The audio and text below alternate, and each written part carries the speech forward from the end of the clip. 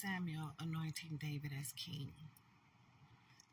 And when it says when he anointed him as king, the Spirit of the Lord fell upon David from that day forward. And it made me go back to what it said about when God used Samuel to anoint Saul.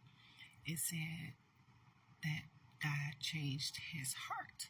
And I began to think about that, the difference. So I think about, even though God anointed Saul to be king, God anointed Saul to be king, the purpose was for judgment against Israel, because Israel rejected God by wanting a king instead of understanding that God was their king. David had a heart for the Lord already, and God replaced Saul with David.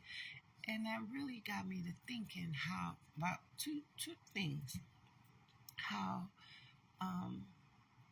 we can see people and we think they are anointed by God, but it ain't. It's like they could be like Saul, used for judgment against people. And we can be fooled into following these people, and they don't really have the heart for the Lord, a heart for the Lord. And then I also think about myself. Like, I don't want to deceive myself into thinking that I'm walking in the ways of the Lord when I'm really not.